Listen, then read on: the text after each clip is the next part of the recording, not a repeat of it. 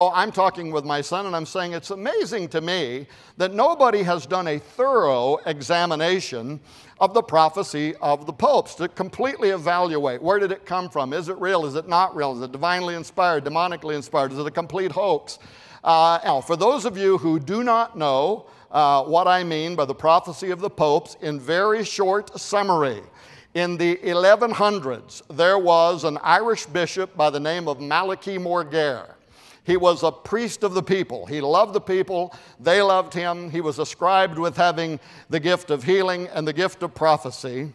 But suddenly he was summoned by the then Pope, Pope Celestine II, to travel to Rome to give an update on his diocese at the Vatican.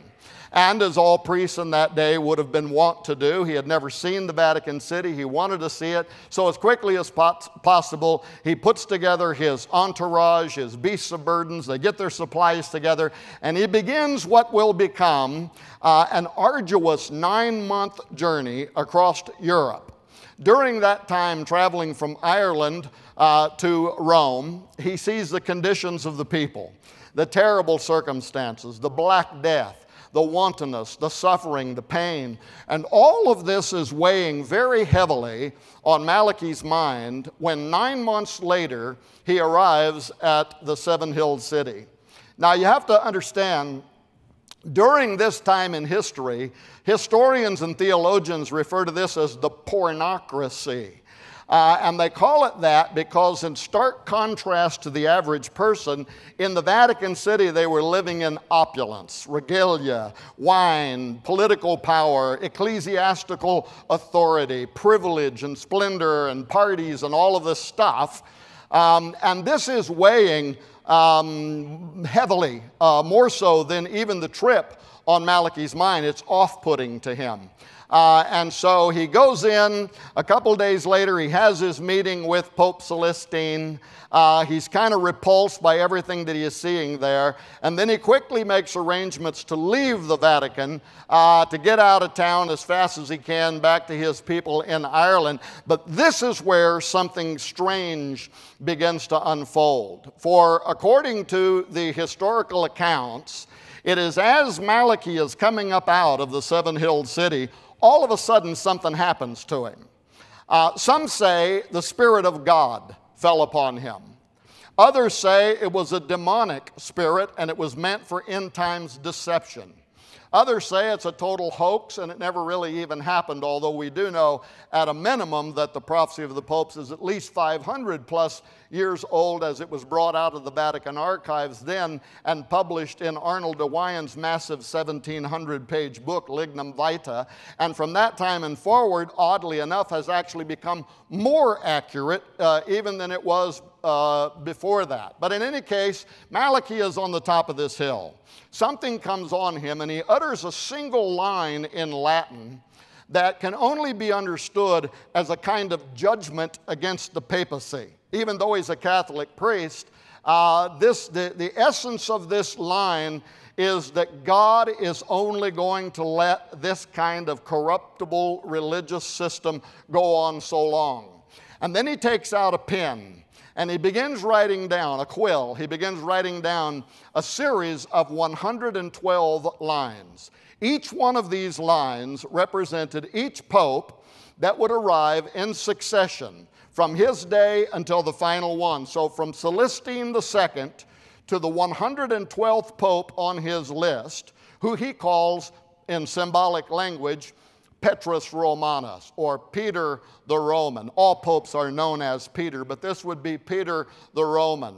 And it would be during the reign of Peter the Roman that he says the earth, the church, the world will enter into the Great Tribulation period, followed by the destruction of Rome and the arrival of who he called the great and terrible judge, Jesus Christ himself, who would judge the quick and the dead and separate the sheep from the goats. And we know that that prophecy is based partly on the New Testament predictions of the second coming of Christ. Chris and I knew in 2009 that we were then at the next to the last pope. We were at Pope number 111, Pope Benedict XVI, who was called in the prophecy the glory of the olives, and indeed he was among the Olivetan order and a fulfillment of his line in the prophecy. Now, here though is what made our book, that book right there, an international bestseller. The further we researched into this prophecy, whether it's, and we, by the way, if you've ever read the book, we're very even-handed. We don't argue in favor of it or against it or anything else. We just try to be very careful, put all of the details out there. But Chris and I came to believe something. This was partly based on information of the deepest order being fed to us during the Vatican leaks from the Vatican itself. These are names we've never gave up, never will give up. I'm not sure how much torture I could take, so maybe we would give it up. But we became convinced that Benedict XVI was going to break order, was not going to follow what for hundreds of years popes before him had done, and that is die in office, but rather he was going to step down. And you can go to YouTube and you can see programs with me and Gary Stearman. I don't know if Gary's here tonight, but we did programs 2011. We were on with Sid Ross, It's Supernatural. We're on the Jim Baker Show. We're on Late Night with George Norrie, Coast to Coast AM. And in 2011, Chris Putnam and I began making a very bold prediction in that we said we believe that Pope Benedict is going to resign office, citing health reasons. And by the way, we took a lot of flack from a lot of Catholics who said, you evangelicals are stupid. You don't have any idea what you're talking about. Popes don't resign from office. They die in office and then they're replaced. But we said he's going to resign. And then before the end of 2011, we took it to a new place. We said not only that, but we believe that Pope Benedict XVI is going to step down in April of 2012. Very specific, right? And neither of us claimed to be prophets. This was simply based on our analysis and some information that was being fed to us from deep sources inside the Vatican. Now, when 2012 came and went, and it did not appear that Benedict had resigned, we thought, okay, you know, we missed the date, but we still believe in the value of our work. We still think it's important. But the world today knows what happened next. February 28th. 2013, what happens? The Vatican announces that Pope Benedict XVI has resigned from office. And that same day, they give an interview, the Vatican's media outlet, the El Observatorio Romano, they give an interview with a journalist from the New York Times. You can Google this back to 2013 and read it, in which they admitted that Pope Benedict actually, officially, secretly resigned following a meeting at the end, following a trip that he had taken at the end of March 2012, and internally made it official before the Roman Curia in April of 2012. When that happened, our phones were ringing off the hook. Everybody everywhere wanted to know how in the world we could have possibly made such an unprecedented prediction and have it come true to the year and the date. And I always told them, they said they wanted to know who our insider was. I said, if I told them the insider was the Holy Spirit, that'd really confuse them, right? But we made that prediction and it came to pass. And suddenly now we are in media everywhere. CNN contacted me 3 times. They practically begged me to go on CNN, but I told them I don't do fake news.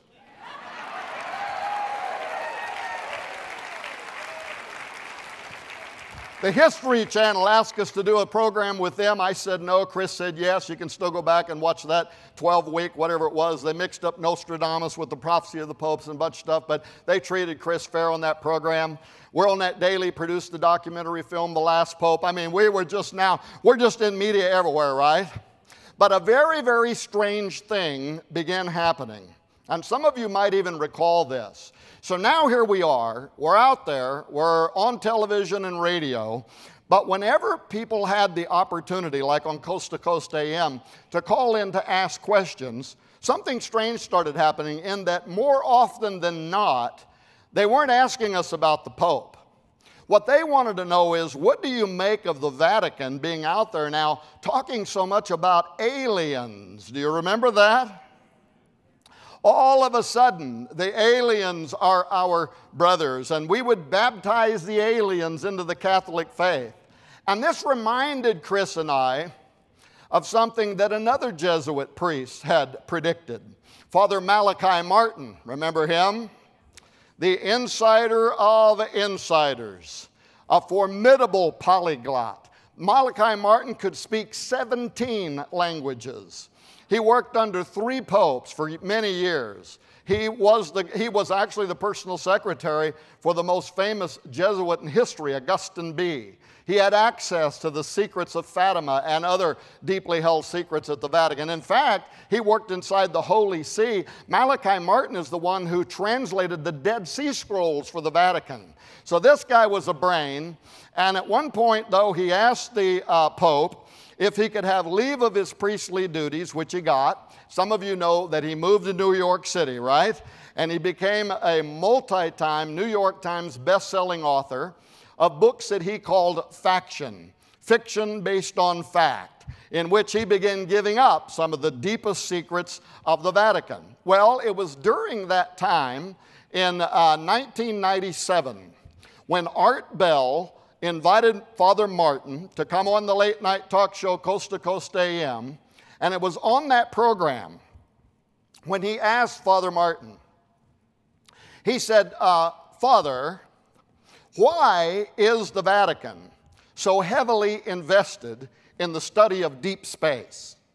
And why did they force themselves onto the top of a mountain in southeastern Arizona? And I'll explain, if I get a chance, why Art Bell said they forced themselves onto the top of that mountain. But in southeastern Arizona, the top of Mount Graham, where they built the great observatory up there with the 3 telescopes, and hopefully I'll have time to talk about that too. But it was Malachi Martin's answer that ignited a kind of firestorm that night.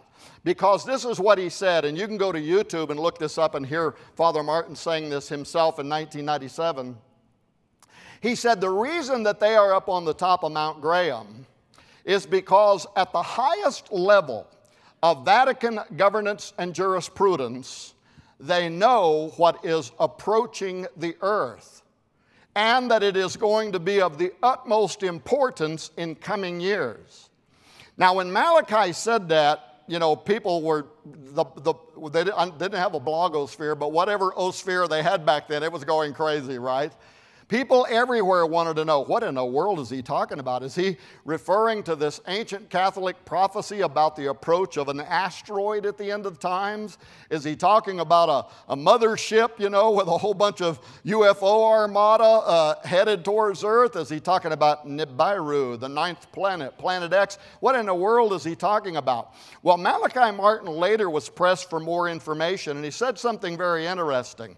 He said that it was his belief that what the Vatican was monitoring in deep space on top of Mount Graham would begin becoming very important, he thought, in about 10 years' time, and after which he thought we would move into a slow disclosure. But he never fully explained what he was talking about. Interestingly, though, 10 years later, almost to the day, what does the Vatican do? They called for an astrobiology study week in which they invited the Pontifical Academy, the scientists for the Vatican, together with brainiacs like, you know, Josh Peck is here and he's talking about into the multiverse, right? I have a hard time getting into the refrigerator, let alone the multiverse, but those kind of guys, quantum physicists, guys that study membrane theory and string theory and parallel realities and all of that. But they also invited theologians and even exorcists to convene on the grounds of the Pope's summer residence in Gandolfo, Italy, in 2007, to ask one specific question. I also, by the way, invited people from NASA, SETI, the Search for Extraterrestrial Intelligence, but to study one question, this. What will the impact on faith be? What will the impact on religion be given the disclosure or the discovery of advanced extraterrestrial intelligence? 90 days later, the Royal Society meets, the oldest scientific body in the world, come together to celebrate their 350th year anniversary. And for that historic moment, what did they do? They invited the same astronomers from the Vatican, the same quantum physicists, the same people from SETI to go to the UK to study a week long and to ask essentially the same question among other things: what is the impact on faith and religion going to be given the disclosure or the discovery of advanced extraterrestrial intelligence? Now, with that in mind, media began asking the Vatican to please give them spokespersons that could explain why now all of a sudden is everybody talking about this. I mean, have you found something? Lord Martin Rees, who was at that time the Queen's royal astronomer, said that there are aliens looking at us directly in the face that we can't even recognize. What were these guys talking about, and why would they say such things, right? So the Vatican sends out two of their key astronomers.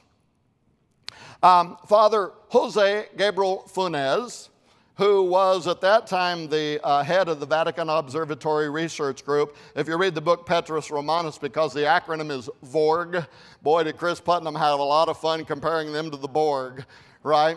The VORG, the Vatican Observatory Research Group. And then they sent out another astronomer, Brother Guy Consolmagno, who at that time was the Pope's personal astronomer, the keeper of asteroids and other things that have fallen from the heavens, bin stones or something that the Vatican has in possession, but he was the official keeper of these extraterrestrial objects. They send these two men out, and something very interesting began happening. I don't know if I got time, but I think I got to talk about this. Jose Gabriel Funes, he begins doing something, and I picked up on it about 3 to 4 months into his dialogue with the press. It's called the Fabian process of gradualism. It's the other Hegelian dialectic that you don't hear very many people talk about, but in simple terms, all it really means is if you want to take either a person or a people group from a particular worldview and change their worldview, you can't just rush in like coming to a bunch of Christians and saying, I believe that Santa Claus is God. I mean, their worldview is going to reject it immediately, right? They're just going to say you're a nut job. But what you do is instead you start introducing small hypothetical or theoretical ideas, and you just add the big what ifs. What if this were true or that were true? And then what would you, and then over a long period of time you keep ratcheting up. Oh, even a better illustration is Karl Marx. Marx said you are never going to violently overthrow the land of the free and the home of the brave. If you want to change America to socialist or Marxist, what do? You invade their halls of higher education. And slowly but surely, you continue to ratchet up through the Fabian process of gradualism, and eventually someday they will become socialist or Marxist. Well, guess what? Over 50% of Americans now today, polls say they prefer socialism over free market capitalism. So this Fabian process works. Well, what does that have to do with Jose Funes? Well, I noticed when he first came out and the media is saying, okay, what are you guys doing? Why is the Vatican talking so much about this right now? He said, well, it's just, it's an exercise in theory. I mean, we're just speculating. We're out there now. We're finding so many planets, right? Exo-worlds, the TRAPPIST star system, all of the so-called Goldilocks zones. We're literally into the thousands of planets now that they believe might have the conditions, right, that to be hospitable for life as we know it. And so Funes says, we're just kind of getting ahead of the story. And plus, he admitted the Catholic Church has kind of a bad background in all this. They persecuted scientists in the past, and we repent, we're sorry, we want to be friends with the scientists, and so we're just kind of getting ahead of the story. Well, that was fine, but then the Fabian process. He comes back a few months later, and he says, and another thing, not only is it not heresy to believe in extraterrestrial intelligence, but rather, he said, the heresy would be not to believe in extraterrestrials, because that would be to place limitations upon God's creative ability. He allowed that to sit out there for a while, and a few months later he came back and he said, and one more thing. One thing we know about ourselves is that we are fallen. But this is not something that we can necessarily assume about our extraterrestrial brethren. And if they are not fallen, then therefore they would be morally superior to us. And therefore they might know more about God and the Godhead and the gospel even than what we do. And therefore it might not be us baptizing them into our faith, but rather they might be coming here to baptize us into a corrected version of the gospel as we have known it. And on the heels of that, Opus Dei level theologians for the Vatican, including Father Tanzella Nitti. Tanzella Nitti teaches at the Pope's University in Rome, and he has written a paper that is right now going through the slow process. This can take years. It can take a decade in the Vatican, but a slow process of evaluation until eventually it can become either a doctrinal statement or whatever. And he wrote a paper. Oh, and by the way, if you purchase anything off of the Skywatcher Defender tables out there, tell them to give you the free data DVD. It's literally got tens of thousands of pages of information on it. It's got movies. It's got entire ancient libraries that you can't even get anymore, but it's got something else. It's got Father Tanzella Nitti's paper in it, right?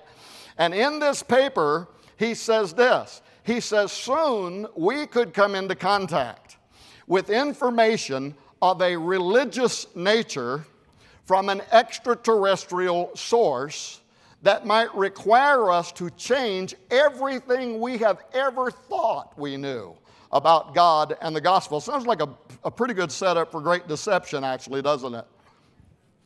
So with all of that in mind, I reached out to Brother Guy Consolmagno, who today is the Vatican Observatory Research Group leader. He has been on an international tour, actually, for the last 24 months, going to colleges and universities, and the name of his lecture is, Would You Baptize an Alien? So they're keeping this discussion going. But I reached out to him, and he agreed to be interviewed by me, and it turned out to be 5 different times from the Vatican via the internet. But why did I in particular want to talk to him? He was one of the 2 major talking heads, but there was another reason I wanted to talk to Consolmagno, and that was because a year or 2 earlier, they had began advertising that Consolmagno, the Pope's personal astronomer, was going to publish a book called Intelligent Life in the Universe. And they were promising to give up some major Catholic secrets in this book. I was one of the first guys. I went to the Catholic Truth Society, the publishing house that's owned by the Vatican that was going to publish his book. I signed up to get my first copy. In fact, I went on the radio with Steve Quayle. We did 2 or 3 shows talking about this book is coming out. I can't wait to get it because I want to know, where are these guys really coming from, right? Well, the date for the release came, and I waited, and I waited, and I waited, and I waited, and I never received it. And finally, I got a hold of the Catholic Truth Society and found out that almost the day that this book was released to the market, it was pulled from the market. And it almost seemed to be a concerted effort to go out and get every copy and take it out of the marketplace, right? Well, Tom Horn, now my head has gone off the Richter scale in terms of the conspiracy here, right? And so, while I was talking to Brother Consolmagno, I asked him about it. I said, hey, I really wanted a copy of your book, and it was immediately pulled. Do you know anywhere where I can get a copy of your book? Well, he very graciously emailed me his own personal typeset copy of the book Intelligent Life in the Universe, and it too is on that data DVD back there you can have for free. So get it, read it. It's a short book. It's only like 70 or 80 pages long. But why do I recommend it? Because this was when I finally started getting to the bottom of a few things. In that I ask him about it, he sends me the book, and I start reading the book while I'm interviewing him. And I read in the book where he says that it is not beyond comprehension to imagine that Jesus Christ himself is the offspring of one of these alien races. Now, I emailed him back and I said, Brother Consolmagno, do you got some explaining to do? I said that what you are describing is what people in the ancient astronaut and the alien abduction community, they would call this alien abduction. In other words, you're saying that the Immaculate Conception is just a really old Catholic term for alien abduction, that aliens came down and took Mary, and she was a virgin, and they artificially impregnated her, and Jesus was born as a star child of some other race. Now, by the way, if you think I'm making that up, get the booklet and read it, because that's exactly what he says in his own book. But it gets even hairier from there. He then goes on in his book and in the conversations that I had with him. In fact, I asked him, I said, Brother Consul Magno, you know, all these guys out there now for the church, and they're talking about the aliens could be morally superior to us, and they're going to come here and correct our understanding of the gospel. I said, this is some pretty scary stuff for just an old fat preacher like me. I mean, where are you guys coming from with this? And he says to me, he says, well, Tom, haven't you read where Jesus said, I have other people that you know not of? And furthermore, he said, haven't you ever read the book of Genesis, chapter 6? He said, there it is. Advanced aliens came from another world and taught people things. They were smarter than they were. They were technologically superior. And I'm just literally looking at him like, are you kidding me? Yeah, they came. We call them the fallen watchers. And yes, they did teach mankind things they didn't know. Superior weapon making so that they could so more easily destroy one another. They taught them how to take roots and mix them with magical potions to practice pharmakia, to put themselves into contact with other dimensional entities, which was forbade by God after the fact. And yeah, they were a lot bigger. They were physically stronger. But these would be the last, whatever they are, in heaven or on earth, right? That I would want to come and baptize me into a corrected understanding of the gospel. This is some freaky stuff. Okay, look, I got 25 minutes. So here's what we had to do. Chris and I knew that if we were going to get to the bottom line behind all this, we were going to have to go to the horse's mouth. Or should I say, we were going to have to go to the Catholic horse's mouth. You know there's Catholic horses, don't you? That's right. In fact, this week, they're doing this right now in a lot of the Catholic churches. This week, they're blessing the animals. They bring in the animals, including horses, and they bless them and sanctify them to the church. So they're Catholic horses. But I don't want a conspiracy to get started here, because many of you know, in fact, some of you support Whispering Ponies Ranch. And you know that Nita and I have a lot of horses we use in therapy. And I want you to know that we have had all of the horses at WPR Certified Evangelical.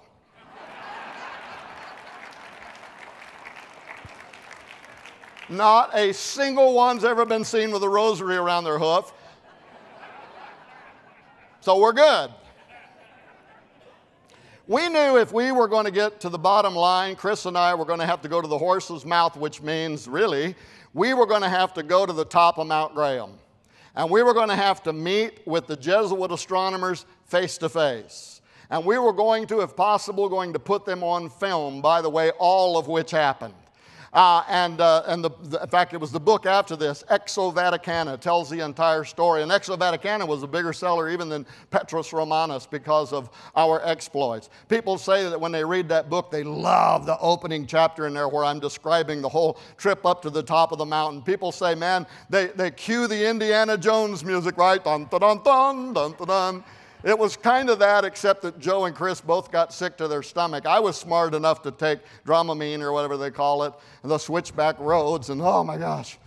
But the bottom line is, you don't just jump in your car and drive to the top of Mount Graham and jump out and say, we're here to see the aliens, right? It takes something to get up there. And so I negotiated this, long story short, through the Arizona State University. And on a particular day, I met Chris Putnam at the base of Mount Graham together with Joe Artis, who went as our cameraman. And we went up. They took us past the locked gates with all the different signs on the gates talking about all the terrible things they were going to do to us if we dared get off the trails once you get up there. And it's true, they have a police presence up there. Even the walkways are marked out. You step across the line. They told me, I didn't try it. They said, you step across the line, you're arrested. They're taking you straight to jail. So they're very protective of everything up there. And because I only have 22 minutes, I'm going to do this very quickly. We go to the top of the mountain. First thing we do is we go to the VATT, the Vatican Advanced Technology Telescope. And we meet with the Jesuits who are on duty there that day. I would tell you that these guys could give lessons to evangelicals in how to behave in a Christ-like manner. Just saying. They gave us everything we wanted. They were very cordial. They were very polite.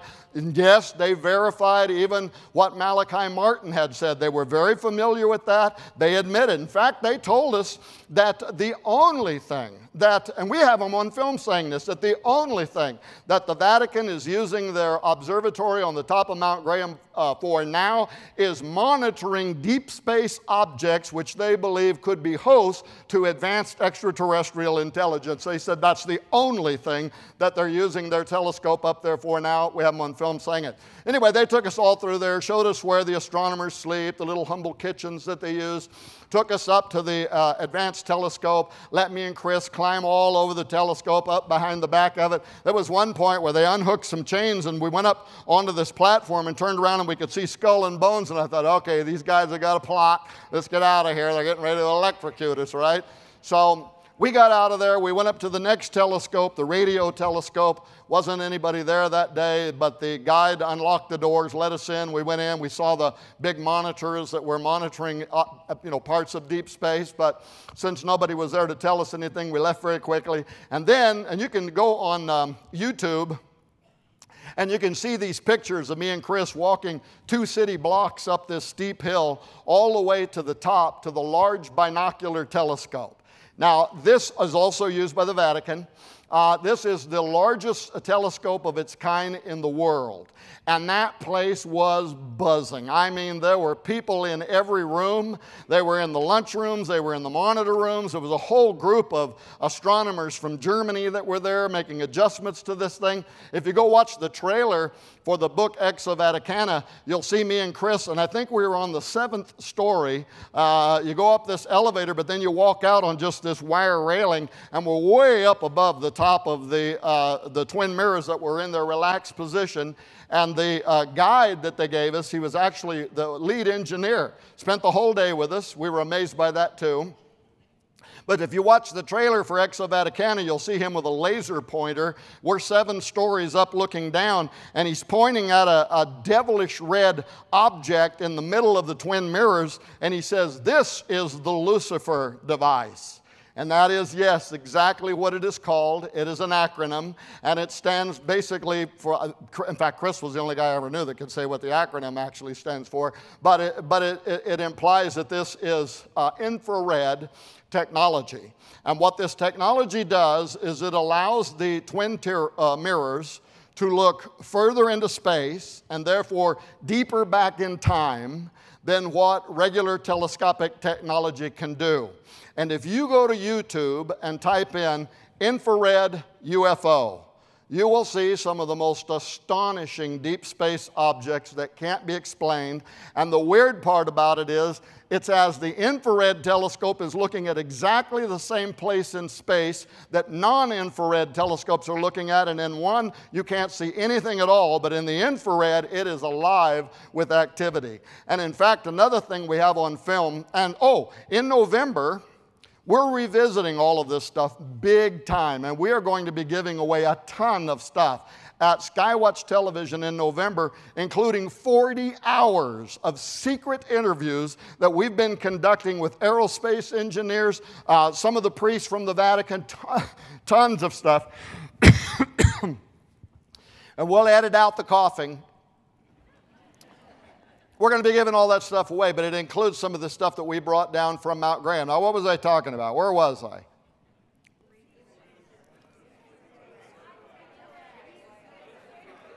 No, I don't want to talk about all the stuff we're going to give away. I had something else. Infrared technology. So we go inside the main control rooms, the last place we went that day. And Joe Artis could tell you this is true, and I'm not sure what all of this he got on film. But we were shocked when they were so openly admitting to the presence of deep space UFOs. And they meant what appear to be intelligently driven, whatever the term is, controlled artifacts. We were just, Because we didn't ask him that question. We're just sitting there and he's telling us a story about, okay, if somebody wants to use the large binocular telescope, they got to make an application to use the telescope. And then he starts telling us a story of, for instance, we had this guy recently that wrote a paper. It was peer reviewed. He wanted to use the LBT to make sure, some of his observations were correct. So he goes through the whole process, goes through ASU, comes up there, and he's telling us, he says, so we point the LBT at the part of space that he wants to look at, and he said we literally had to sit there for 2 hours and wait for the UFOs to get out of the way so that he could study this part of deep space. And I'm sitting there, and Chris and me and Joe were like, what? Really? You guys just talk about this like it's nothing? So we were blown away by that. Okay, very quickly, 16 minutes.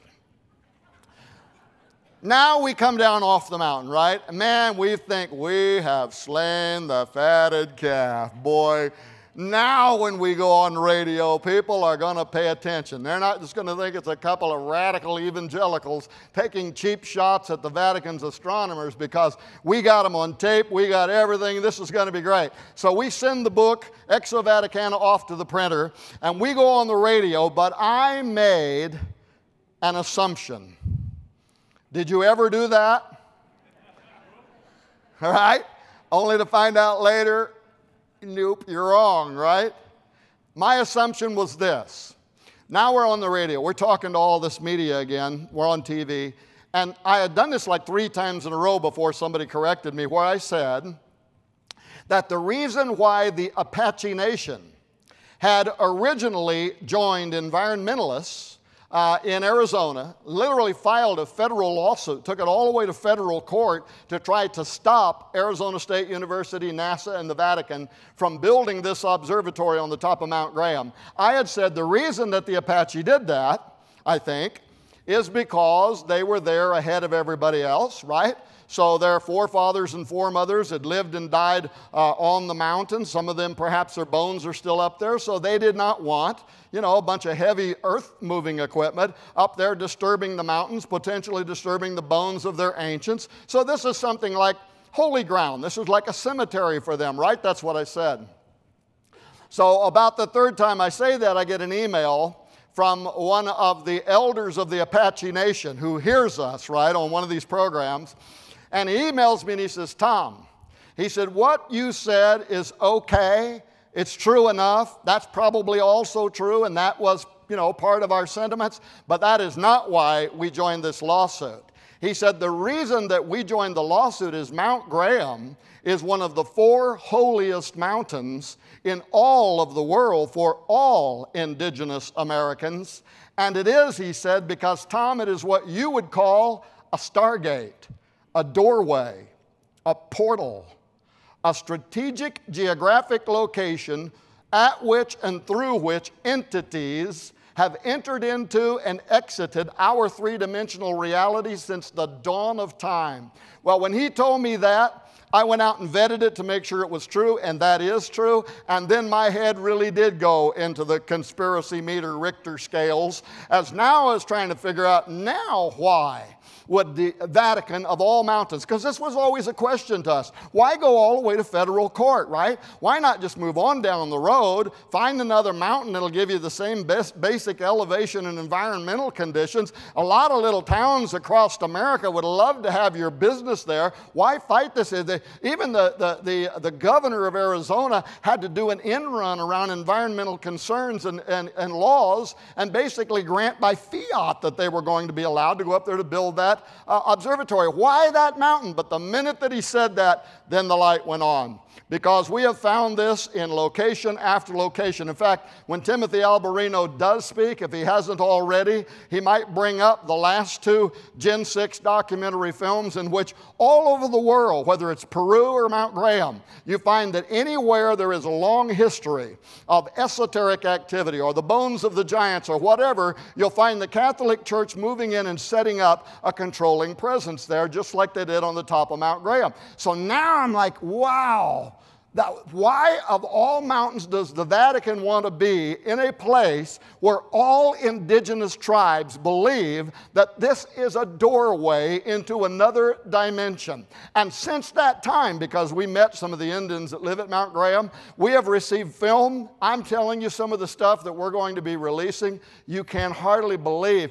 What look like sprites, ghosts, whatever you want to call them, moving in and out of the mountain. One of them absolutely terrifying. I mean, it looks like the meanest alien gray you've ever seen, right? The weirdest stuff that people are catching on camera involving that mountain. So, anyway, I got to go really quickly here.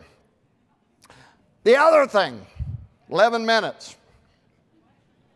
The other thing that got to me was then we learned about the oldest Apache creation story involving Mount Graham and the surrounding area. And I thought this too is probably connected with the Vatican because they tell this story.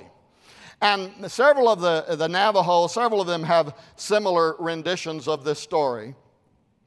But it's the oldest one, and it says, in the time before time, a large silvery disk descended down over the top of the mountain. And in it, some say on it, sat a bearded man, which is interesting because the Apache don't have facial hair. And when they describe him, they're describing this, whatever it is, in terms that seem more similar to the Old Testament and Book of Revelation's descriptions of God as a creator, as the Ancient of Days, right? And for those that might be watching us around the world via live streaming tonight, and for those that are sitting in this auditorium that may have leanings towards the ancient astronaut theory and ancient aliens and that sort of thing, who might look at this story and go, aha, see? Giant disk, came from Zeta Reticuli. What's the guy with the big hair? It's alien. I'm not saying it's aliens, but it's aliens, right? And they tinkered with early hominid DNA and created advanced Homo sapiens sapien, the Anunnaki, right? But actually, when you listen to the Apache, it sounds like they are very much describing what the ancient Hebrew scribes called the Merkavah and the Merkavim. And this is also in the Bible. It is the wheel in the middle of the wheel. It is, the King James says God moves about on a cloud. It is 2 Chronicles, the chariot of the cherubim. It is what Josh Peck, we're also going to be giving his book away. Wow, we're giving away a lot of stuff. How can I do that? I might want to recalculate something. But he's putting out a book called Unraveling the Multiverse. It's his biggest book yet. And there's a whole section in there on this angel class that are mentioned in the Bible, but all throughout ancient Hebrew texts, called the Ophanim. And you hardly, or maybe never, read about them in other books on angels. But the Ophanim are described in ancient texts as brilliant, cylindrical, and that move back and forth from the throne of God. So this is what Gary Stearman would call the angelic transportation device, right? This is what Ezekiel saw. Well, anyway, that's what they describe. This, whatever it is, that carries about the throne of God. It comes down over the top of Mount Graham. And then the great creator God begins creating all of the good things that are upon the earth. But then, shortly thereafter, somebody else comes through the portal. And this man isn't really a man. They say he is a dragon, a reptile. And in fact, you can find him drawn in the petroglyph through the Four Corners areas. If you go to Utah and go to Newspaper Rock, you'll see the spiral vortex and the giant reptilian entity with the halo around his head that they drew on their stones in the Four Corners area at the same time in history that Moses was writing the Old Testament. That's how old some of these paintings are. But they say he was a deceiver. I was told by an academician from the Navajo Nation, Dr. Don Mose. He told me this story, and he said this entity began teaching the natives how to go down into their underground kivas. And instead of using them for prayers and that sort of thing, to practice what he called witchcraft, sorcery, pharmakia, cannibalism. In fact, we uncovered evidence in the book the cover of which was up there a minute ago, Uncovering the Lost World of the Cloud Eaters, we found evidence of finger bones and human remains inside some of these kivas, where they were literally practicing sorcery to put themselves into contact with other dimensions. And then, according to both the Apache, the Navajo, and others, all of a sudden, the gates of the earth opened up. And up out of the earth come these gigantic, terrible, what we would call Nephilim. In fact, the Apache tell the story of Arizona, the Maricopa County part of Arizona, where Phoenix and Mesa and Tempe and all of that is, of the Indians that were living there then, who were called the Tartums, peaceful farming Indians. And all of a sudden, these giants start sweeping across the Arizona Badlands. They call them the Jindupid. They're so big, they're using tree limbs and whole trees for toothpicks. And they are raping and pillaging and wiping out and cannibalizing. And some of the women that are raped are giving birth to six-fingered, six-toed, lion-like teeth mutations. Did it really happen? Yes. In fact, the University of Colorado in recent years did what they call the San Canyon Pueblo dig. You can go to their website and read it for yourself, where they found unusually large what happened to the Anasazi? Unusually large Anasazi with six fingers, six toes, lion-like teeth, distorted mandibles. So yeah, there was something very crazy that was going on here. Now, the other thing, 6 minutes. Okay, I'm doing this and I quit. The other thing is Chris and I needed to know. We did not want to be accused of propagating New Age ideas.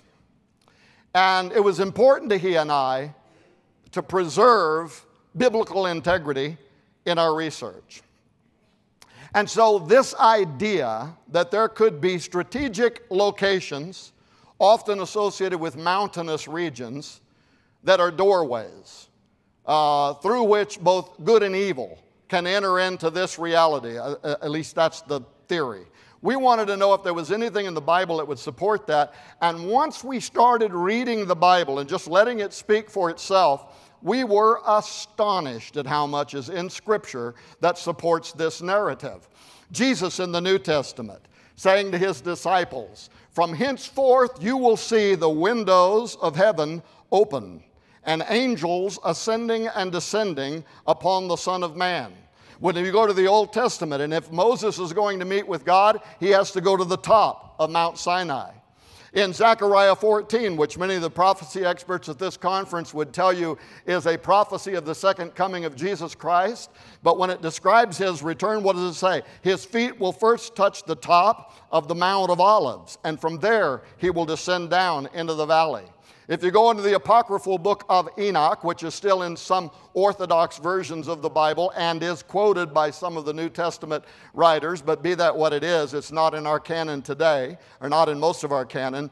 But if you read the apocryphal book of Enoch, it says that in the days of Jared, what happens? The watchers come down onto the top of Mount Hermon, and it is from there that they descend down into the valley and begin their illegal activity. Years later, Jesus is with his disciples right there in Caesarea Philippi at the base of Mount Hermon, right? And at the time of Christ, by the way, not just the Greeks, the Hebrews, the disciples of Jesus believed that the gate to hell was Mount Hermon. And that is the reason why Jesus is standing there with his disciples when he says, "The gates of hell will not prevail against my church," right? And then he begins telling them another story. Then he tells them, he reminds them of the story of Jonah. And he says, "As Jonah was in the belly of the earth for 3 days and 3 nights, so shall also be the Son of Man." Read the story of Jonah and find something of interest that you probably didn't learn in Sunday school. Not only was he swallowed by a giant fish, a grouper or whatever, and spat out at the bottom of the ocean, but as above, so below. Not only are there windows in heaven, not only are there gates on the earth, but when he is spit out at the bottom of the ocean, according to the book of Jonah, he arrives there at a place called Baravak, which means the city of the great gate or the city of gates.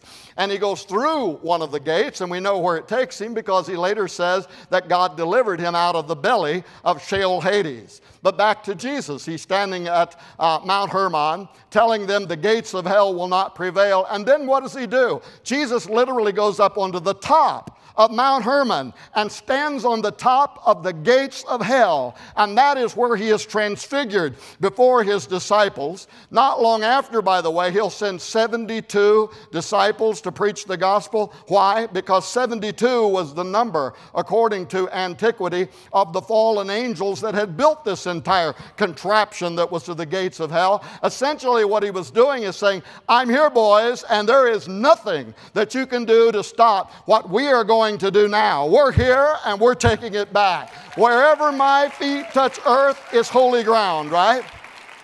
And he immediately goes from there, when what happens? He goes to Jerusalem and he is crucified. And the New Testament says, if the lords of this world would have known what was going to happen next, they would not have crucified the Lord of glory, right? Because he goes down into Sheol Hades. And by the way, he presents himself there, the Bible says, according to the spirits that are in prison. Those are the locked up watchers that started all of this stuff. He goes down and again he says, here I am. You tried to stop me. It didn't work. And now we learn that not only are there gates of the earth, there are also keys to the gates, because Jesus rises from the dead, and what happens? He comes forth with the keys to death, hell, and the grave, right? Giving gifts unto men, taking captivity captive. I have 1 minute, so I can't start preaching. All right. It goes on and on. Genesis chapter 28, Jacob's ladder. Everybody says that Jacob wakes up and says, this is the house of God. Read that even in the King James. It's not what he says. He says there is a gate here that opens to the house of God. Genesis 10, and Cush begat Nimrod, and Nimrod began to be a Gibborim.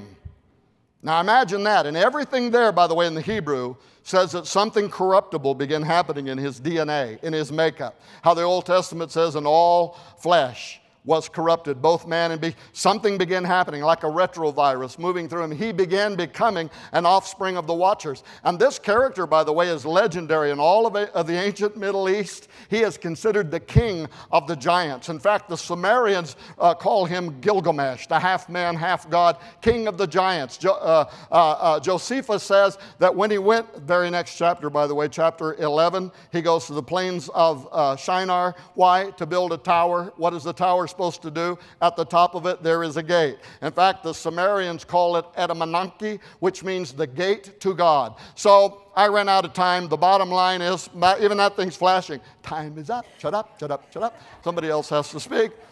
Thank you, folks, for putting up with me.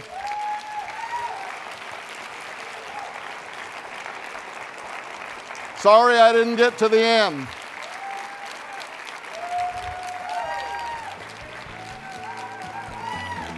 God bless you.